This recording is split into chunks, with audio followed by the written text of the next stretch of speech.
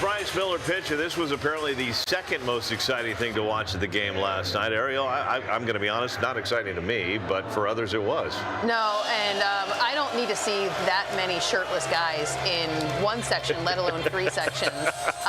And that's not even because I don't like shirtless guys. I think we just don't need shirtless humans taking up that much of T-Mobile Park. The only good thing about that was, and I got to admit, I got to drop some LBs and get in better shape for the summertime. I don't think the other guys are concerned with that. No, well, that was why my wife said, well, it's body positivity out there in those sections. I could have fit in nicely with that group. I'm not sure if Softy had his shirt off last night while he was on X, but I know he wasn't happy. Softy simply tweeted out, bad, bad, bad. Take a look at this. Softy not having fun last night.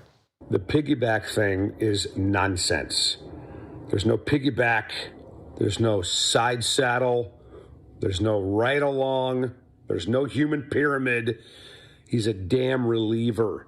That's it. Luis Castillo is now in the bullpen as a reliever. You can call it piggyback. You can call it a chicken sandwich. You can call it smoked salmon. You can call it whatever the hell you damn well want. He's a freaking reliever. Incredible there. I think a human pyramid is a great idea, though, if you want to throw them all out there. Sure. I, in fact, had a human pyramid at my wedding, and I tore my pants. Oh. So that's a fun story for that. We'll show it to another time. Okay, let's bring out video of that. But this is what I love about baseball. It's a roller coaster. You're up one day, you're down the other day. I mean, today they may score 20 runs. I mean, it's just so up and down, you never know. But with that in mind, we bring in the great one, the Softy one. Dave Softy Mahler from Sports Radio 93.3 KJR joins us now. And Dave, let's start with something I did back in sixth grade camp. We had piggyback races, and you said you never want to hear the word again, right? Yeah. Well, first of all, did you notice the drag on the F last night on frickin' on social media? Yeah. Keeping it clean.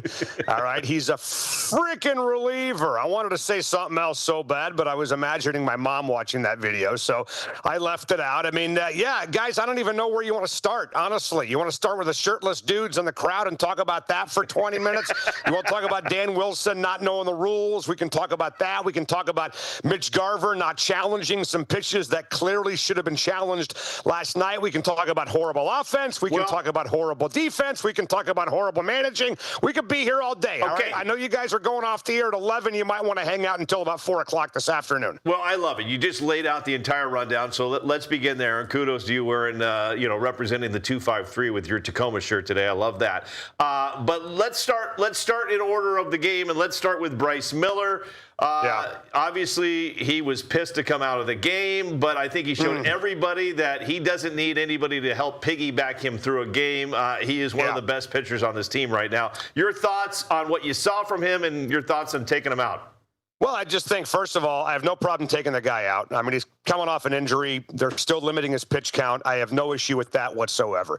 What I thought we were dealing with last night before the game started, sorry about that. Hang on a second. What I thought we were dealing with don't they know him on TV? What we started with last night with this piggyback situation was what I thought we saw more of like in Game 7 last year against Toronto.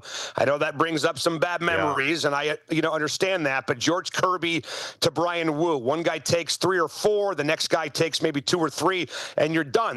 That wasn't the case last night. You got into a high leverage situation with Jose Ferrer, who came in, so the piggyback thing is done. There's no piggybacking. It's now a sandwich or whatever the hell it is, and Jose Ferrer is the lettuce and the tomato, right? So that's gone out the window. And then number 2, when you get to the 7th inning in a 1-0 game, forget what you had planned. Guys, I mean, come on. This isn't that hard. Forget whatever predetermined agenda you had last night going into the game. You got to win that damn baseball game, and there's not one reliever, not one on this baseball team who has been asked one time this year to start the 7th inning and then finish the game. I was looking it up this morning. Cooper Criswell, did finish a game, and he went 3, but they were up 7-0. For God's sakes, it's a 1-0 game. Everything that you had planned goes out the window. You want to bring in Castillo for an inning or two, okay, whatever, that's fine. But you get to the ninth inning, you got an all-star closer sitting in the bullpen, you use him. You don't go to Luis Castillo, who has never saved a game in his life, never closed a game in his life. And oh, by the way, the numbers say, and any idiot with an internet connection can look this up, by the way, that by the third inning, Luis Castillo turns to slop. Look at his numbers, Chris. His OPS against goes from 563 to 1201 from innings 1 through 3. Pitches 25 to 51. His batting average goes up over 120 points, for crying out loud. Like, what are we doing here, guys? What are we doing? I know. I mean, you know, we're the for American a baseball League champs. team, We're the listen, champs, Chris, Dave. for a baseball team that wants to play the numbers, right? They weren't certainly playing the numbers at all last night. That was a clown show, absolute clown show. And on top of that, Dan Wilson not knowing the stinking rules. Give me a break. All Bad right, night. hold there on that one. But I love your passion, my friend. I love your passion.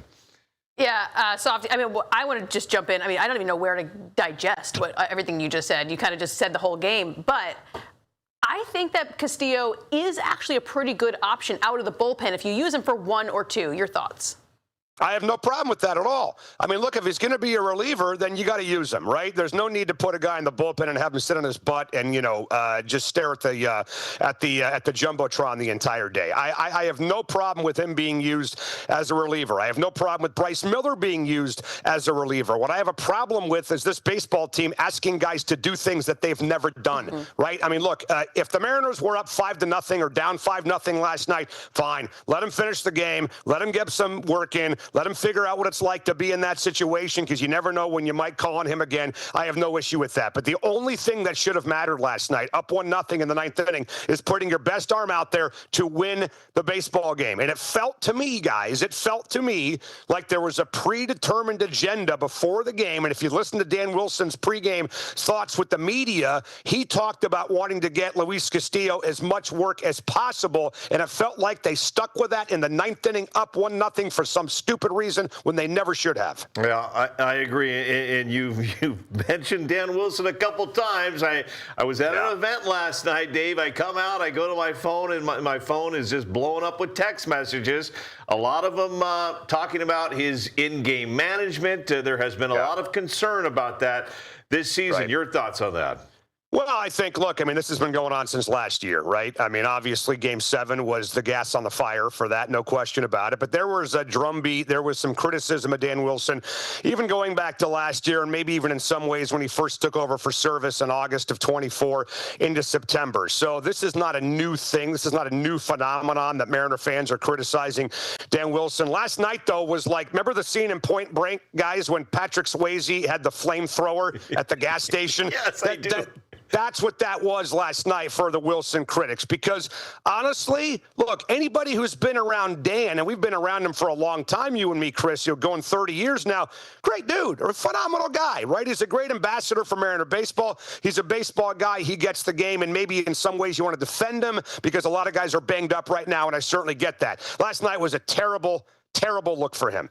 Terrible look. I agree. How Patrick Swayze did not win an Emmy, an Oscar for that role in Point Blank, too. I don't know. 100%. 100%.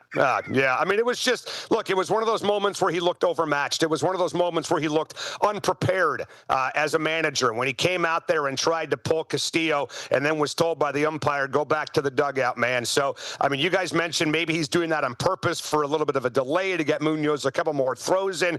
I don't know, man. That seems like an awfully convenient excuse for a guy to go out there and do that. And the thing that bothers me the most about it is that not only did Dan Wilson not know the rules, but apparently nobody else in the dugout knew the rules either, that you can't go out there and have back-to-back mound visits. So let's hope today's better, because that was a bad look for him and the entire team last night, guys. Not only is he a second-year manager, but he's also a catcher, a former catcher. So, like, that's somebody who should also definitely know mound visit rules. Anyway, 100%. Yeah. Elsewhere, though, another reason why he had some troubles last night was the offense. It's the construction of this lineup. I mean, you have Rob Refsnyder still leading off in this game for this team. I think that experiment needs to end. What did you take away from the offense? Yeah, they stunk. I mean, there's no other way to describe it, right? They were terrible. I mean, you saw the lineup come out before I did. I'm sure you had the same reaction, which was like, oh, God, this is not going to be good tonight. That was a 4A lineup, guys, going out there last night. Patrick Wisdom, Rob Refsnyder. Are you kidding me? And the thing about Refsnyder is that he was brought here, Chris, as you said earlier, to hit lefties. He's got a 268 career average against lefties, 795 career OPS. His OPS is down 400 points right now. He's a 383 OPS guy against lefties, and he's hitting 098. Not a .198, not 298, 098. This kind of feels right now with the Refsnyder thing. Jerry DiPoto, for as good a job as he's done in certain areas of this baseball team, is also good for one thing, and that is by the middle of June or early July, he's going to have to whack somebody who he signed over the offseason that he sold us a bill of goods on, who was going to be a phenomenal role player, and the guy stunk. Rowdy Tellez, Tommy La Stella, Cooper Hummel, Rob Refsnyder feels like he's going to be on that list in about a month from now, and they're paying him $6 million to do it, by the way. Why do you take me back to all those names that I did stories on in spring training? Like, this is going to be a great year for the, and then, oh, boy. You got suckered in. You bought it. You fell for the hype, Egan. Mine was Refsnyder this year. I did the Refsnyder piece this year in spring training. He's a great leader. He's this, he's that. He hits against lefties. You got to bring him in there. So, I'm the sucker, Why don't you guys do a story next spring on the one guy that's most likely to get cut by the All-Star break? You should do that next We'll let spring. you handle that one.